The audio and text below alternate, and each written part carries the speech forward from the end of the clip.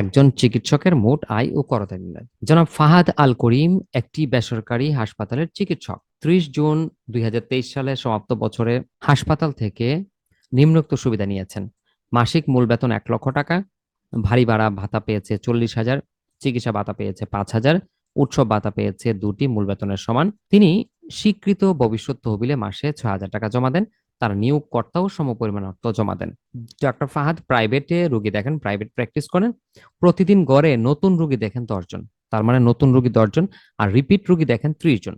নতুন রোগীর ফি হচ্ছে ৬০০ টাকা, আর পুরাতন রোগীর ফি হচ্ছে ৪০০ টাকা। চলতি বছরে তিনি ৩০০ দিন চেম্বার করেছেন।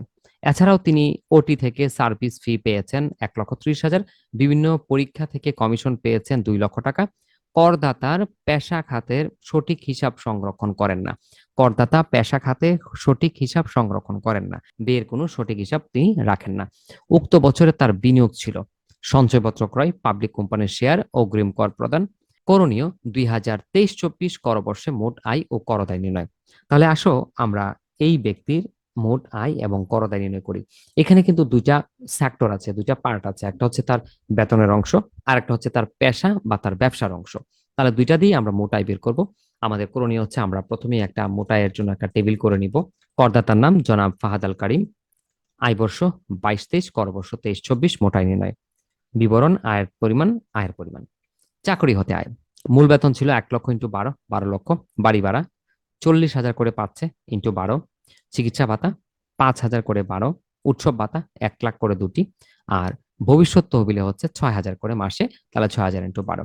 এই সবগুলি টাকা যোগ করলে যে টাকাটা হয় এটাকে আমরা বলি ২০,১২,০০০ হচ্ছে মোট প্রাপ্ত বেতন। এই যে আমরা এই সবগুলি বসিয়েছি: মূল বেতন, বাড়ি ভাড়া, চিকিৎসা ভাতা, উৎসব ভাতা এবং স্বীকৃত ভবিষ্যৎ তহবিলে জমা দেন। এই সবগুলি বসিয়েছি তার বেতনের অংশটুকু। বেতনের অংশটুকু যোগ করলে পেয়েছি ২০,১২,০০০, বাদ অব্যাহতি প্রাপ্ত। অব্যাহতি প্রাপ্ত হচ্ছে মোট আয়ের ৩/১ অংশ। এই ২০,১২,০০০-এর ৩/১ অংশ হচ্ছে ৬,৭০,৬৬৭। আমাদের এখানে ছিল ৪,৫০,০০০। তাহলে ৪,৫০,০০০ কিন্তু ফিক্সড, যেটি কম এই ৬,৭০,০০০ এবং ৪,৫০,০০০, যেটা কম থাকবে এটি বাইরে আসবে। তাহলে কম হচ্ছে ৪,৫০,০০০। আমরা ২০,১২,০০০ থেকে ৪,৫০,০০০ বাদ দিয়েছি, আমাদের টাকা চলে আসছে ১৫,৬২,০০০। ১৫,৬২,০০০। এবার আসো তার পেশা খাতে আয়। পেশা খাতে আয় হচ্ছে সে রুগী দেখে যেই পরিমাণ টাকা আয় করেছে ওটাকে বলা হচ্ছে পেশা খাতে আয়। তিনি একজন ডক্টর, তিনি রুগী দেখে চেম্বার করে যে টাকাটা পেয়েছেন সেটাকে আমরা বলবো পেশা খাতে আয়। এখন পেশা খাতে আয় হচ্ছে রুগী দেখার ফি। আমরা এটাকে লিখবো রুগী দেখার ফি মোট। মোট কিভাবে বের করা যায় দেখো, প্রতিদিন তিনি গড়ে ১০ জন রুগী দেখেছে নতুন, তাহলে নতুন রুগী দেখে টাকা নিচ্ছে ৬০০। আর ৩০ জন রুগী দেখছে পুরাতন, তিনি প্রতিদিন ১০ জন রুগী দেখে নতুন, ১০ ইন্টু কত ৬০০। ৩০ জন রুগী দেখে পুরাতন, ওই পুরাতন রুগী দেখে নিচ্ছে কত ৪০০। তাহলে ১০ ইন্টু ৬০০ প্লাস ৩০ ইন্টু ৪০০ গুণ করলে যে টাকাটা হয় এটা হচ্ছে তার প্রতিদিনের ইনকাম। আনসার হয় ১৮,০০০। তুমি একটু চেক করে দেখতে পারো, ১০ জন রুগী দেখে ৬০০ টাকা করে ৬,০০০, আর ৩০ জন রুগী দেখে ৪০০ করে, এখানে হচ্ছে ১২,০০০। টোটাল টাকা পাচ্ছে প্রতিদিন ১৮,০০০। এইভাবে তিনি অফিস করেছেন, তিনি চেম্বার করেছেন ৩০০ দিন। ৩৬০ দিনের মধ্যে উনি অফিস করেছে ৩০০ দিন। ৩০০ দিয়ে গুণ করার পর আসে ৫৪ লক্ষ টাকা। তার এক বছরের শুধু ভিজিট আসছে ৫৪ লক্ষ টাকা। এবার আসে তার খরচ। তিনি যদি চেম্বারের ভাড়া, চেম্বার সহকারী, অন্যান্য কোনো খরচ যদি তিনি দেখাতেন তাহলে এগুলো আমরা বাদ দিতাম। বাদ খরচ সমূহ যদি বলতেন চেম্বারের ভাড়া মাসে এত টাকা, চেম্বার সহকারী, অফিস সহকারীর বেতন এত টাকা, এই খরচগুলো আমরা বাদ দিতে পারতাম। যেহেতু খরচের কোনো ইনফরমেশন নাই, যদি খরচের ইনফরমেশন না থাকে তাহলে 3/1 বাদ দেওয়ার হচ্ছে নিয়ম। কি করতে হবে? সঠিক হিসাব না রাখলে 3/1, আর সঠিক হিসাব রাখলে যে খরচগুলো বলবে ওই খরচগুলো আমরা বাদ দিয়ে দিব। তাহলে যেহেতু সঠিক হিসেব নাই, ৫৪ লাখের 3/1 বাদ দিয়ে দিব। বাদ খরচ সমূহ, সঠিক হিসেব না রাখা হলে 3/1, ৫৪ লাখের 3/1 হচ্ছে ১৮ লাখ। দেন ৫৪ লাখ থেকে আমরা ১৮ লাখ বাদ দিয়ে দিলে আমাদের আনসার চলে আসবে ৩৬ লাখ। আমরা একটা আনসার পেয়েছি বেতন থেকে, পেয়েছে ১৫,৬২,০০০। আর একটা আনসার পেয়েছি পেশা খাতে, আনসার পেয়েছি ৩৬ লক্ষ। এরপর তিনি আরো কিছু কাজ করেছেন, যেমন এছাড়াও তিনি ওটি থেকে সার্ভিস ফি পেয়েছেন এত টাকা, বিভিন্ন পরীক্ষা থেকে কমিশন পেয়েছেন ২ লক্ষ টাকা। তাহলে ১,৩০,০০০ এবং ২ লক্ষ, এটাকে আমরা বলবো অন্যান্য আয়। আমরা লিখেছি অন্যান্য আয় সমূহ। ওটি থেকে আয় হচ্ছে ১,৩০,০০০, কমিশন থেকে আয় হচ্ছে ২ লক্ষ। এই ৩,৩০,০০০ টাকা হচ্ছে তার অন্যান্য আয়।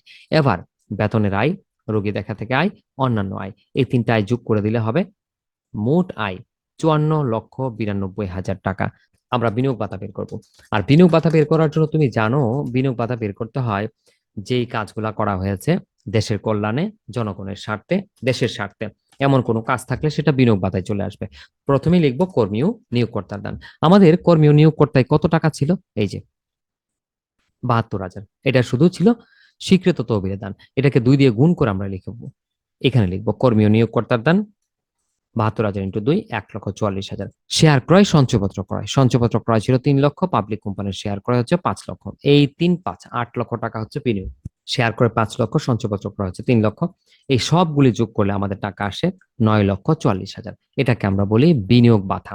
এবার কর রেয়াতের সীমা। তুমি জানো কর রেয়াতের সীমা সব অঙ্কের জন্য ফিক্সড। মোট আয়ের 3%। মোট আয় কত ছিল? 54,92,000। এই 54,92,000 3% বাইরে। বিনিয়োগ বাধা ছিল 9,44,000-এর, 9,44,000-এর 15%। এই যে 9,44,000-এর 15%, 1,41,000। তারপর হচ্ছে সর্বোচ্চ সীমা, ম্যাক্সিমাম ভ্যালু হচ্ছে 10 লক্ষ। এই তিনটার মধ্যে যেই টাকাটা ছোট সেটা বাইরে। তাহলে ছোট হচ্ছে 1,41,000। আমরা 1,41,000 বাইরে নিয়ে আসছি।